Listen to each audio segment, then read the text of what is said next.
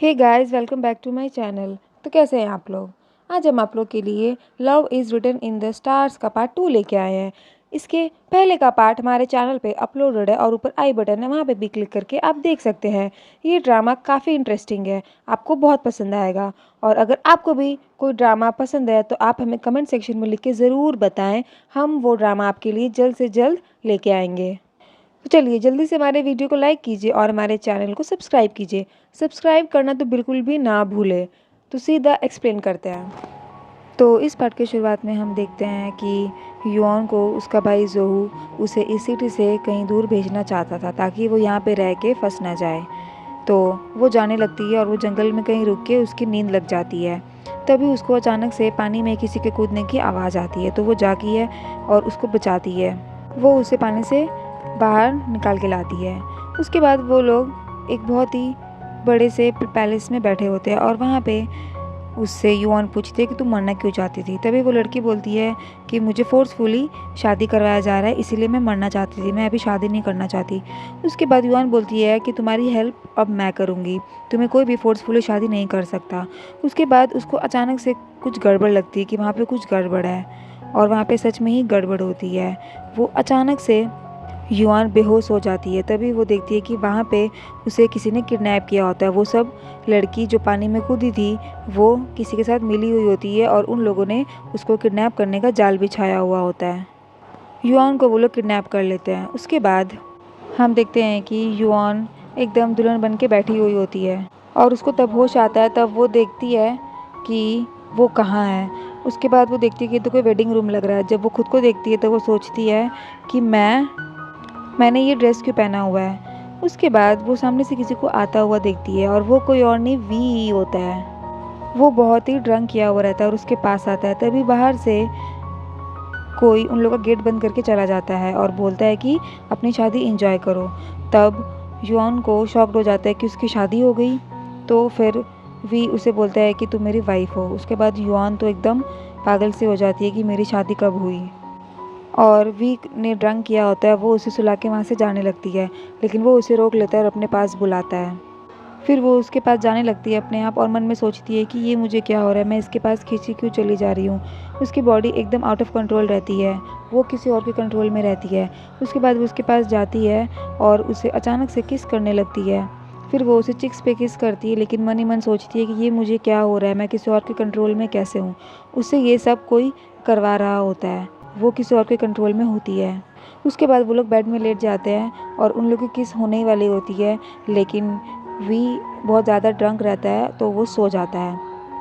उसके बाद युआन के पास वही मैजिकल मैन आता है अचानक से और फिर वो लोग बातें करते हैं। उधर हम देखते हैं कि जिन लोगों ने युआन को किडनैप किया था वही तीनों ऊपर छत पे होते हैं और उन लोगों का नज़ारा देखने की कोशिश करते हैं और आपस में वी के बारे में बात करते हैं कि अब उसकी शादी हो गई, देखते हैं क्या होता है।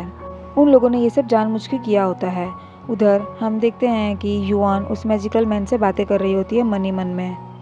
वो उसे पूछती है कि ये सब क्या हो रहा है। तभी वो उसे जवाब देता है कि ये सब तुम्हारा भ्रम हो सकता है और मैं यहाँ पे तुम्हारे क्वेश्चंस का ही जवाब देने आया हूँ। उधर उसके गार्ड्स उसको दोनों छोड़ के भाग जाते हैं डर के मारे कि अगर वी को पता चल जाएगा तो अच्छा नहीं होगा, और वो बेचारा वहाँ पे अकेला ही रह जाता है। उसके बाद युआन और मैजिकल मैन दोनों बातें कर रहे होते हैं। युआन उससे पूछती है कि मुझे बताओ ये सब क्यों हो रहा है और ये सब कब तक ठीक होगा। तभी मैजिकल मैन उसे बोलता है कि मैं तुम्हें सब कुछ बताऊंगा कि ये सब क्या हो रहा है और कब तक रहेगा, लेकिन उससे पहले तुम्हें मुझे अपना मास्टर मानना पड़ेगा। उसके बाद युआन तो उसे कुछ बोलती नहीं है। फिर वो इसे बताता है कि ये जो कुछ भी है ये सब तुम्हारा भ्रम है और ये सब सिर्फ वन नाइट के लिए ही है।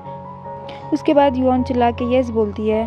तभी पीछे से वी उठ जाता है और फिर वो मैजिकल मैन वहाँ से जाने लगता है। तभी युआन उसे बोलती है कि जाओ मत, मेरे और भी क्वेश्चंस हैं। फिर वो उसकी आंख बंद करता है और उसे बोलता है कि जब तुम मुझे सच में पहचान लोगी तब तुमको मैं सब कुछ बता दूंगा। उसके बाद वी उठ जाता है और वो उसे ऐसा लगता है कि यहाँ पे कोई था। तभी वो उसे पूछता है कि यहाँ पे कौन था। तभी वो सोचती है कि इसे अभी उठना था। उसके बाद भी उसे बोलता है कि मेरे अलावा यहाँ पे और कोई नहीं हो सकता है, तुम मेरी वाइफ हो, तुम सिर्फ मुझे ही देखो। उसके बाद उन लोगों के बीच में किस हो जाती है। तब जाके वी को होश आता है और वो अपनी तलवार निकालता है और उसे बोलता है कि तुम मेरी वाइफ होने को क्यों प्रिटेंड कर रही हो, तुम क्या चाहती हो, तुम यहाँ पे कैसे आई और तुम मेरी वाइफ नहीं हो सकती। और उसके बाद वी खुद के कंट्रोल में नहीं होता है। जब यॉन को पता चलता है कि वी खुद के कंट्रोल में नहीं है, तब वो इस चीज़ का फ़ायदा उठाती है और वो जो मर्ज़ी उससे करवा लेती है। वो उसे अपने पास आने को बोलती है, तो वो ना चाहते हुए भी उसके पास खींचा चला जाता है और वो खुद सोचता है कि ये मुझे क्या हो रहा है, मैं खुद आउट ऑफ कंट्रोल कैसे हो गया। उसके बाद यॉन उसे जो जो बोलती है वो वही वही करता है और फिर वो उसे उड़ा के कहीं और ले जाता है, नदी किनारे के पास। और बाहर जो उन लोग को देख रहा होता है वो खुद ये सब नज़ारा देखता है। तभी उसके पास वही मैजिकल मैन आ जाता है और वो जानता है कि ये सब इसी ने ही किया था, किडनैपिंग वाला काम। तभी वो उसको एक्सक्यूज़ देता है और अपनी पावर से उसको अपने साथ ही ले जाता है। उसके बाद हम देखते हैं कि वो दोनों नदी किनारे होते हैं और यॉन उसका अच्छा खासा मजाक बना रही होती है और उसे बोलती है कि अब मैं तुम्हारी मास्टर हूँ, मैं जो जो बोलूँगी तुम्हें वो करना होगा क्योंकि तुम मेरे कंट्रोल में हो। और वी को ये सब सुन के तो गुस्सा ही आता है। वो खुद नहीं जानता कि उसके साथ क्या हो गया अचानक से। और फिर यॉन उसको और छेड़ती है कि मैं तुम्हारी मास्टर हूँ, तो मैं जो भी बोलूँगी तुमको वही सब करना होगा। अगर मैं लेफ़्ट बोलूँगी तो तुमको लेफ़्ट जाना है, अगर मैं राइट बोलूँगी तो तुमको राइट ही जाना है। ये सब सुन के वी को और ज़्यादा गुस्सा आता है। उसके बाद यॉन उसको बोट में ढकेल देती है अकेले और उसके बाद यॉन उसे बोलती है कि आज जो कुछ भी हुआ वो सब तुम्हें कल से कुछ भी याद नहीं रहेगा कि हम लोग मिले थे और मैं तुम्हारी वाइफ बनी थी, कल से तुम सब भूल जाओगे। उसके बाद भी उसे गुस्से में कहता है कि चाहे कुछ भी हो जाए मैं इस चीज़ का बदला लूँगा, मैं तुम्हें कहीं ना कहीं से ढूंढ के निकाल ही लूँगा। उसके बाद यॉन हंसती है और उसे छोड़ के वहीं पे चली जाती है।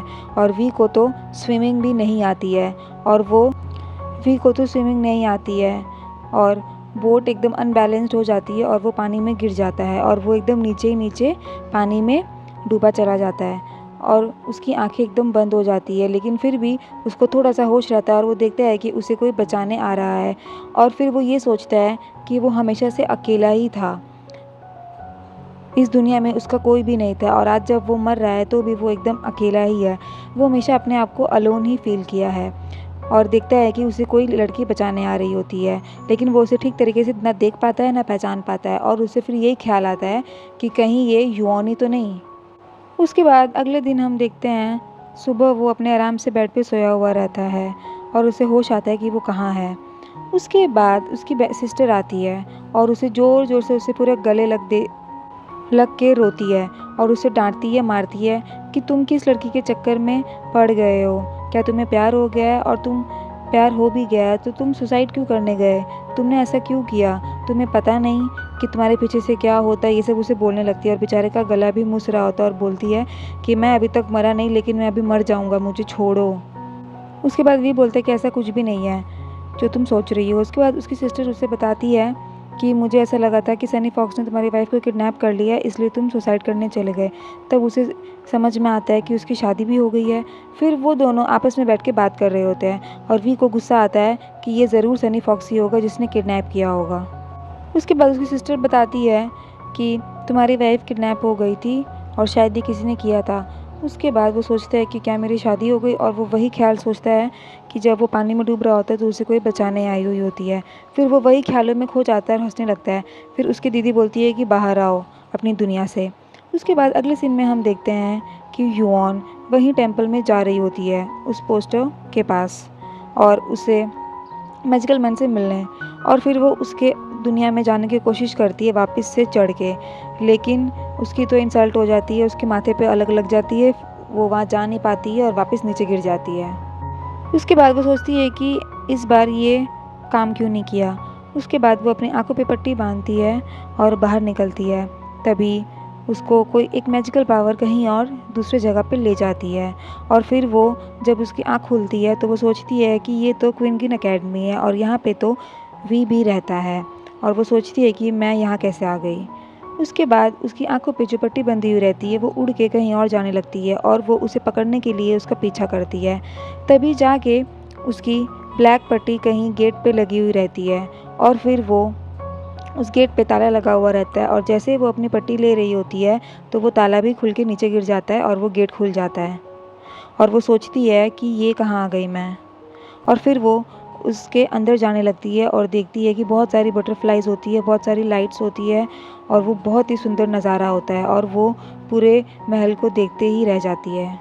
वहाँ पे वही मैजिकल मैन होता है और उसे बुलाता है। फिर वो उसके पास भाग के जाती है और उसका कॉलर पकड़ने वाली होती है। तभी वो उसे बोलता है कि नहीं, मेरे फेस को टच मत करो।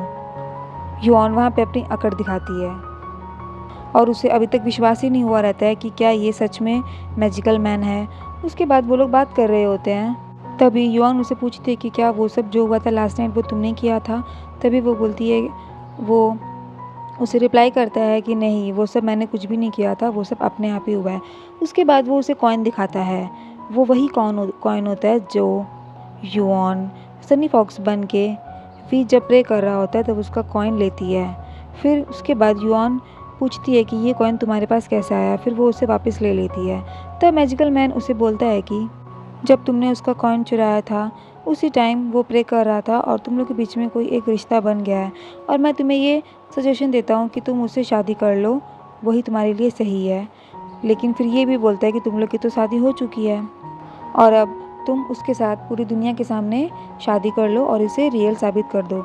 उसके बाद युआन को गुस्सा आता है और वो बोलती है कि क्या तुम मजाक कर रहे हो, ऐसा नहीं हो सकता, मेरी शादी नहीं हो सकती।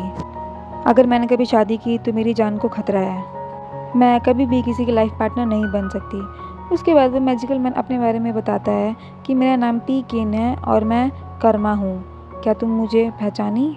लेकिन तब भी यौन इतना ध्यान नहीं देती और फिर मैजिकल मैन उसको अपनी तरफ से गिफ्ट देता है, उसको रिंग पहनाता है जो कि जादुई रिंग होती है। तभी वहाँ पे वो लड़का आ जाता है जो मैजिकल मैन ने उसको छत पे किडनैप किया होता है। फिर वो लोग तीनों एक जगह बैठ के बात कर रहे होते हैं। उसके बाद मैजिकल मैन उन दोनों को एक दूसरे से इंट्रोड्यूस करवाते हैं। तभी उस लड़के को पता चलता है कि जो कल रात को उसने लड़की को किडनैप किया था वो गलत लड़की थी और उसने इसी को ही किडनैप किया था। तभी वो उसको सब कुछ बताता है युआन को कि सब कुछ मैंने ही किया था वी से बदला लेने के लिए। तभी युआन पूछती है कि तुमने ये सब क्यों किया, तुमको क्या मिला। फिर उसके बाद उस लड़के की कुछ दुश्मनी होती है। तभी वो बताता है कि उसने ऐसे क्यों किया, वो अपनी कहानी बताता है। ये कुछ साल पहले मैं हिली एरियाज़ में काम करता था और मेरा सपना बहुत बड़ा था, ड्रीम था कि मैं उस पे जीत फतेह हासिल करूं। लेकिन वी उस टाइम उस जगह का राजा था और उसने मुझे ऐसा नहीं करने दिया, उसने मेरा सपना तोड़ दिया था और वो अपना सारा काम मुझसे करवाया करता था। तो मुझे उस टाइम मैंने सोच लिया था कि मुझे इसको किल करना है, यानी कि मारना है और अपना बदला लेना है। उसके बाद वो ये तीनों के सामने बता रहा होता है और वो एकदम जोश में आ जाता है और उन लोगों को दोनों को बोलता है कि तुम लोगों को कोई फ़र्क नहीं पड़ा है मेरी कहानी सुन के। तभी युआन बोलती है कि वो एक ऑफिसर था, किंग था और तुम एक थीफ थे, तो तुम यही डिज़र्व करते हो, तो तुम मुझसे फालतू में नफ़रत क्यों करते हो। लेकिन उसे और गुस्सा आता है और वो बोलता है कि वो माउंटेन्स में लव बॉन्डिंग स्टोन था जो कि बहुत ही रेयर था और उसका वही काम था। तभी यौन को कुछ याद आता है और वो वही लव बॉन्डिंग स्टोन उसके पास भी होता है। फिर वो निकालती है और सबके सामने दिखाती है। तभी वो पूछते हैं कि तुम्हारे पास कैसे आया। तभी यौन उसे बोलती है कि इससे तुम्हें मतलब, तुम्हारा और वी का जो भी मैटर है उसके बीच में मुझे मत घसीटो। उसके बाद यौन और उस लड़के के बीच में नोक झोंक हो जाती है, वो लोग लड़ने लग जाते हैं। तभी वहाँ पे मैजिकल मैन बैठा होता है और उसे एक आइडिया देता है कि अगर तुम उसे शूट करना चाहते हो तो लो गन और उसे शूट कर सकते हो। लेकिन वो तब भी बहुत ही फ्रस्ट्रेटेड रहता है और उसकी बात नहीं सुनता है। ऑलरेडी उसको बहुत गुस्सा आता है वी के ऊपर। वो कोई भी बात समझना ही नहीं चाहता था, वो खुद में ही पागल था। वहाँ से वो चला जाता है। उसके बाद युआन पीछे से बोलती है कि ये एकदम इडियट है और पूछती है मैजिकल मैन से कि यहाँ की सारी बातें कोई बार सुनता तो नहीं। तभी वो बोलता है कि नहीं, यहाँ की बातें यहीं तक ही रहेगी, बाहर एक भी बात नहीं जाती है। तभी युआन बोलती है कि ये तो काफ़ी अच्छा बात है। उसके बाद वो गुस्से से वहाँ से चला जाता है और युआन और मैजिकल मैन दोनों उसी के बारे में कुछ बोल रहे होते हैं। तभी युआन बोलती है कि ये एकदम फेलो इडियट है। उसके बाद मैजिकल मैन उसे कहीं पे लेके जाता है और बोलता है कि ड्रिंक करने। उसके बाद अगले सीन में हम देखते हैं कि वी यहाँ पे ड्रिंक कर रहा होता है और उसके पास वापस से कोई आता है और उसे टीज़ करता है कि उसके अभी तक शादी क्यों नहीं हुई। तभी उन दोनों के बीच में वहाँ पे बहस हो जाती है और उन दोनों में फ़ाइट भी हो जाती है क्योंकि वो जानबूझ के उसे छेड़ने आया होता है, उसके जले पे नमक छिड़कने।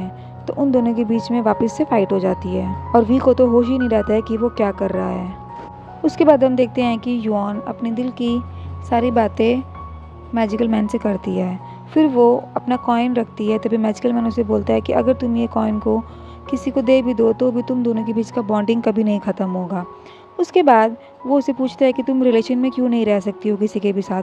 तो युआन उसे बताती है कि मैं किसी के साथ भी नहीं रह सकती, ना ही किसी से शादी कर सकती, क्योंकि मेरा हार्ट डिजीज़ है और ये बात मेरे पापा और भाई को भी पता है और वो लोग मुझे किसी के भी साथ नहीं रहने देंगे बिकॉज ऑफ माई प्रॉब्लम। अगर मेरी किसी से शादी हुई तो मैं ज़िंदा नहीं बचूंगी। वो बहुत ही सैड रहती है युआन, और ये सब बहुत ही दुखी होके मैजिकल मैन को सब बातें बता रही होती है। उसके बाद वो जो युआन को रिंग देता है वो उसे दिखाता है और उस रिंग को टच करता है। तभी अचानक से वो खड़ी होकर नीचे देखती है कि गली में बहुत सारी लाइट बटरफ्लाइज होती है। तभी मैजिकल मैन उसे बताता है कि ये सब लव सिक बटरफ्लाइज है जो कि पीपल के इमोशन से फॉर्म्ड होती है, उनके प्यार से जुड़ी हुई है। वो उसको रियलाइज़ करवाता है वी को लेके और बोलता है कि ये जो मैंने तुम्हें रिंग दी है ये बहुत ही मैजिकल पावर है इसमें, और इसी के ज़रिए मेरा थोड़ा सा पावर तुम्हारे अंदर भी आ गया है, तुम कुछ चीज़ों को कंट्रोल कर सकती हो। तभी वो थोड़ी सी और ग्रीडी हो जाती है और उसे बोलती है कि अपनी सारी पावर दे दो। उसके बाद मैजिकल मैन उसे दिखाता है कि नीचे वी ड्रंक किया होता है और जा रहा होता है। तभी वहाँ पे जितनी भी लड़कियाँ होती है सब उसकी तारीफ़ कर रही होती है कि कितना हैंडसम बॉय है और उसके पास आने की कोशिश करती है, और ऊपर से ये युआन और मैजिकल मैन दोनों नज़ारा देख रहे होते हैं। तभी युआन उस नज़ारे में एकदम खो जाती है और जितनी भी लव सिक बटरफ्लाइज होती है वो सब वी के पीछे पीछे ही जा रही होती है। तभी उसके पीछे पीछे युआन भी जाती है और वो सब नोटिस करती है।